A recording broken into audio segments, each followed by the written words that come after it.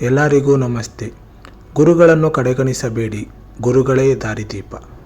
ನಮ್ಮ ಆರಾಧ್ಯ ದೈವ ವಿಷ್ಣು ಸರ್ ಒಂದು ಸಿನಿಮಾದಲ್ಲಿ ಹೀಗೆ ಹೇಳಿದ್ದರು, ಮನುಷ್ಯನಿಗೆ ಜೀವನದಲ್ಲಿ ಮುಂದೆ ಗುರಿ ಇರಬೇಕು, ಹಿಂದೆ ಗುರು ಇರಬೇಕು. ಈ ಎರಡೂ ನಮಗೆ ಇದೆ ಅಂತ. ಆದರೆ ಈಗಿನ ಕಾಲದಲ್ಲಿ ಯಾರಿಗೆ ಯಾರೂ ಇಲ್ಲ. ನಾವೇ ಗುರು, ನಾವೇ ಶಿಷ್ಯ ಆಗಿದ್ದೀವಿ. ಗುರುವಿನ ಮಹತ್ವ ಕಳೆದು ಹೋಗುತ್ತಾ ಇದೆ. ಈಗಿನ ಕಾಲದಲ್ಲಿ ಎಲ್ಲ ಬರೀ ಹಣವೇ ಆಗಿದೆ. ಈ ವಿಡಿಯೋದಲ್ಲಿ ಗುರುವಿನ ಮಹತ್ವ, ಅವರ ಮಹಿಮೆ, ಗುರು ಶಿಷ್ಯರ ಪರಂಪರೆ ಮತ್ತು ಸಾಧಕರ ಮಾತುಗಳ ಕುರಿತು ಚಿಕ್ಕ ಆಲೋಚನೆ ಮಾಡೋಣ. ಎಲ್ಲರಿಗೂ SK ಕ್ರಿಯೇಟಿವ್ ಚಾನಲ್ಗೆ ಸ್ವಾಗತ. ಜ್ಞಾನವೆಂಬ ಅಕ್ಷರವೇ ಇಲ್ಲದಿದ್ದರೆ ಮನುಷ್ಯನ ಜೀವನವು ಅಂಧಕಾರವಾಗಿರುತ್ತದೆ. ಈ ಜ್ಞಾನವನ್ನು ಒದಗಿಸುವ, ನಮ್ಮನ್ನು ಸನ್ಮಾರ್ಗದಲ್ಲಿ ನಡೆಸುವವನು ಗುರು.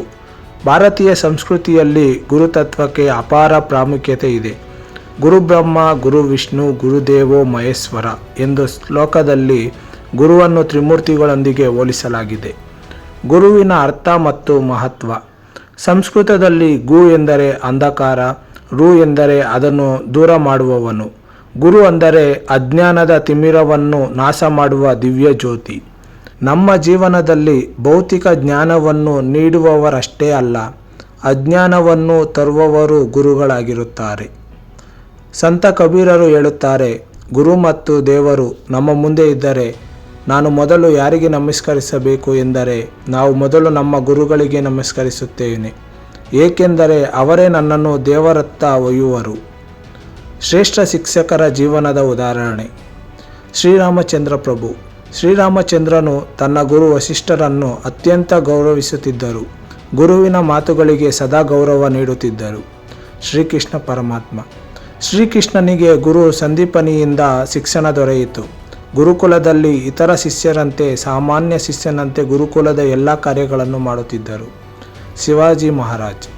ಶಿವಾಜಿಯು ತನ್ನ ಗುರು ರಾಮದಾಸರಿಗೆ ಅಪಾರ ಭಕ್ತಿ ತೋರಿದ್ದನು. ಗುರುಗಳ ಮಾರ್ಗದರ್ಶನದಿಂದ ರಾಜ್ಯವನ್ನು ಸ್ಥಾಪಿಸಿ ಆಡಳಿತವನ್ನು ನಡೆಸಿದರು. ಆದಿಶಂಕರರು ತಮ್ಮ ಗುರು ಗೋವಿಂದ ಭಗವತ್ಪಾದ ಅವರನ್ನು ಜೀವವಿರುವವರೆಗೂ ಗೌರವಿಸಿದರು. ಗುರುಗಳ ಆದೇಶದಂತೆ ಸನಾತನ ಧರ್ಮದ ಪುನರುತ್ಥಾನಕ್ಕೆ ಶ್ರಮಿಸಿದರು. ಈ ಉದಾಹರಣೆಗಳು ಗುರು ಶಿಷ್ಯರ ಸಂಬಂಧದ ಮಹತ್ವವನ್ನು ಎತ್ತಿ ತೋರುತ್ತವೆ. ಗುರು ಶಿಷ್ಯ ಪರಂಪರೆ. ಭಾರತೀಯ ಸಂಸ್ಕೃತಿಯಲ್ಲಿ ಗುರು ಶಿಷ್ಯ ಪರಂಪರೆ ಅಪಾರ ಗೌರವ ಪಡೆದಿದೆ. ಪುರಾಣಗಳು, ಇತಿಹಾಸಗಳು, ವಿದ್ವಾಂಸರು ಗುರು ಶಿಷ್ಯ ಸಂಬಂಧವನ್ನು ಪವಿತ್ರವೆಂದು ಕರೆದಿದ್ದಾರೆ. ಈ ಪವಿತ್ರತೆಯ ಉದಾಹರಣೆಗಳು. ಏಕಲವ್ಯನ ಶ್ರದ್ಧೆ. ಏಕಲವ್ಯನು ದ್ರೋಣಾಚಾರ್ಯರನ್ನು ಗುರುವೆಂದು ಭಾವಿಸಿ ಅವರ ಮಣ್ಣಿನ ಪ್ರತಿಮೆಯನ್ನು ಇಟ್ಟುಕೊಂಡು ಧ್ಯಾನ ಮಾಡಿದ್ದನು. ಅವನು ಶ್ರೇಷ್ಠ ಯೋಧನಾಗಿ ಬೆಳೆದನು. ಗುರುವಿನ ಭಾವನಾತ್ಮಕ ಮಹತ್ವವನ್ನು ಇದರಿಂದ ಸ್ಪಷ್ಟವಾಗುತ್ತದೆ. ಅರ್ಜುನನ ಶ್ರದ್ಧೆ. ಶ್ರೀಕೃಷ್ಣನು ಕೇವಲ ದಿವ್ಯ ಗುರುವಲ್ಲ, ಹೃದಯದ ಗುರು. ಮಹಾಭಾರತದಲ್ಲಿ ಕೌರವ ಪಾಂಡವರ ಕಲಹದ ಸಂದರ್ಭದಲ್ಲಿ ಅರ್ಜುನನು ಸಂಶಯದಲ್ಲಿ ಮುಳುಗಿದ್ದನು. ಆಗ ಶ್ರೀಕೃಷ್ಣನು ಅವನಿಗೆ ಭಗವದ್ಗೀತೆಯನ್ನು ಉಪದೇಶ ನೀಡಿದನು. ಈ ಗ್ರಂಥವು ಶ್ರೇಷ್ಠ ಗುರು ಶಿಷ್ಯ ಸಂಭಾಷಣೆಯಲ್ಲೊಂದು. ಚಾಣಕ್ಯ ಮತ್ತು ಚಂದ್ರಗುಪ್ತನ ಸಂಬಂಧ. ಚಾಣಕ್ಯನು ಚಂದ್ರಗುಪ್ತನನ್ನು ಸಾಮಾನ್ಯ ಬಾಲಕನಿಂದ ಚಕ್ರವರ್ತಿಯನ್ನಾಗಿ ಮಾಡಿದನು. ಗುರುವಿನ ಮಾರ್ಗದರ್ಶನದಿಂದ ಅವರು ಭಾರತದಲ್ಲಿ ಪ್ರಬಲ ಮೌರ್ಯ ಸಾಮ್ರಾಜ್ಯವನ್ನು ನಿರ್ಮಿಸಿದರು. ಆದರ್ಶ ಗುರುವಿನ ಲಕ್ಷಣಗಳು. ಸಹನೆಯ ಮನೋಭಾವ. ಗುರುವಿಗೆ ಶಿಷ್ಯನ ಎಲ್ಲ ದೋಷಗಳನ್ನು ಸಹಿಸುವ ಶಕ್ತಿ ಇರಬೇಕು. ಸಹೃದಯತೆ. ಗುರು ಶಿಷ್ಯನ ಹೃದಯವನ್ನು ಓದಬಲ್ಲವನಾಗಿರಬೇಕು. ಜ್ಞಾನ ಭಂಡಾರ. ಒಬ್ಬ ಗುರುವಿನ ಬುದ್ಧಿಮತ್ತೆ ಅಪಾರವಾಗಿರಬೇಕು. ಪ್ರೇರಣೆ. ಗುರು ಒಬ್ಬನಿಗೆ ಆತ್ಮವಿಶ್ವಾಸ ನೀಡುವ ಶಕ್ತಿ ಹೊಂದಿರಬೇಕು. ಸದ್ಗುಣದ ಮಾರ್ಗದರ್ಶನ. ನೈತಿಕ ಮತ್ತು ಧಾರ್ಮಿಕ ಜೀವನವನ್ನು ಪರಿಪೂರ್ಣವಾಗಿಸಲು ಮಾರ್ಗದರ್ಶನ ನೀಡುವವನು ಗುರು. ಗುರುವಿನ ಸೇವೆ ಮತ್ತು ಶ್ರದ್ಧೆ. ಗೌತಮ ಬುದ್ಧರು ಹೇಳುತ್ತಾರೆ, ನೀವು ಗುರುವಿನ ಮಾರ್ಗದರ್ಶನವನ್ನು ಅನುಸರಿಸಿದರೆ ಬದುಕು ಹಸನಾಗುತ್ತದೆ. ವಿಚಾರಣೆ. ಒಬ್ಬ ಶಿಷ್ಯನು ತಾನು ಪಡೆಯುವ ಜ್ಞಾನಕ್ಕೆ ಸಮರ್ಪಣಾ ಭಾವನೆಯನ್ನು ಹೊಂದಿದಾಗ ಮಾತ್ರ ಗುರುವಿನ ಕೃಪೆಗೆ ಪಾತ್ರನಾಗಬಹುದು. ಗುರು ಸೇವೆ ಮಾಡುವ ಶ್ರದ್ಧೆಯಿಂದಲೇ ಶಿಷ್ಯನು ತನ್ನ ಜೀವನದಲ್ಲಿ ಶ್ರೇಷ್ಠ ಸಾಧನೆಗಳನ್ನು ಮಾಡಬಹುದು. ಗುರುವಿಗೆ ತಕ್ಕ ಗೌರವವನ್ನು ತಲುಪಿಸೋಣ. ನಮ್ಮ ಪುರಾತನ ಸಂಸ್ಕೃತಿಯಲ್ಲಿ ಗುರುವಿಗೆ ದೇವರಿಗಿಂತ ಮೇಲಿನ ಸ್ಥಾನ ನೀಡಲಾಗಿದೆ. ಆದರೆ ಈಗಿನ ಯುಗದಲ್ಲಿ ಗುರುಗಳಿಗೆ ಸಲ್ಲಬೇಕಾದ ಗೌರವ ಕ್ಷೀಣಿಸುತ್ತಿದೆ. ಇದನ್ನು ಪುನಃ ಸ್ಥಾಪಿಸಲು ಈ ಹಂತಗಳನ್ನು ಅನುಸರಿಸಬಹುದು. ಗುರುವಿನ ಪ್ರಭಾವವನ್ನು ಅರಿಯುವುದು. ಶಿಕ್ಷಣದ ಮೂಲ ಅರ್ಥವನ್ನು ಅರಿತುಕೊಳ್ಳಬೇಕು. ಗುರುವಿನ ಮಾತುಗಳನ್ನು ಅನುಸರಿಸುವುದು. ಕೇವಲ ಕೇಳುವುದು ಸಾಲದು, ನಾವು ಅದನ್ನು ಬದುಕಿನಲ್ಲಿ ಅನ್ವಯಿಸಿಕೊಳ್ಳಬೇಕು. ಗುರುವಿನ ಮಾರ್ಗದರ್ಶನಕ್ಕೆ ಪ್ರಾಮಾಣಿಕರಾಗುವುದು, ಅಧ್ಯಯನ ಮತ್ತು ಶಿಸ್ತಿನ ಜೀವನವನ್ನು ನಡೆಸಬೇಕು. ಗುರುವಿಗೆ ಮಾನಸಿಕ ಗೌರವ ನೀಡಬೇಕು. ಗುರುವಿನ ಆಶಯವನ್ನು ಪೂರೈಸುವುದು, ಗುರುವಿನ ಕನಸನ್ನು ನಮ್ಮ ಜೀವನದಲ್ಲಿ ನನಸು ಮಾಡಬೇಕು. ಗುರುಗಳ ಮಹಿಮೆ ಮತ್ತು ಸಾಧಕರ ವಾಕ್ಯಗಳು.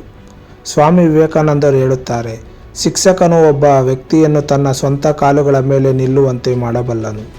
ವಿಕ್ಟರ್ ಹ್ಯಾಂಗೋ ಹೇಳುತ್ತಾರೆ, ಯಾರಾದರೂ ಶಾಲೆಯ ಬಾಗಿಲನ್ನು ತೆರೆದಾಗ ಅವರು ಜೈಲಿನ ಬಾಗಿಲನ್ನು ಮುಚ್ಚುತ್ತಾರೆ.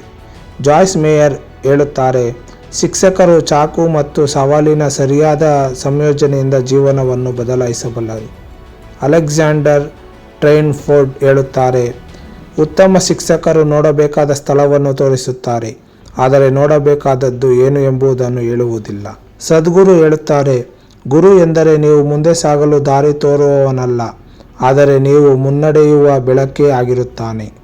ನಮ್ಮ ಬದುಕಿನಲ್ಲಿ ಗುರುವಿನ ಪ್ರಭಾವ. ನಾವು ಗುರುಗಳಿಂದ ಏನು ಕಲಿಯಬೇಕು? ನೈತಿಕ ಬುದ್ಧಿವಂತಿಕೆ. ಗುರುವು ಸತ್ಯದ ಮಾರ್ಗವನ್ನು ತೋರುತ್ತಾನೆ.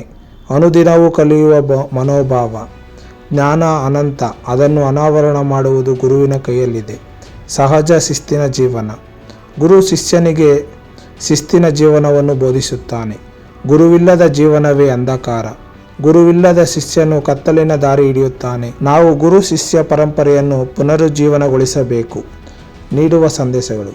ಗುರುವಿನ ಆಶೀರ್ವಾದವೇ ಪರಮಶಕ್ತಿ. ಆ ಶಕ್ತಿ ಇಲ್ಲದ ಜೀವನ ಅರ್ಥಹೀನ. ಗುರು ನಮ್ಮ ಜೀವನದ ದೀಪ.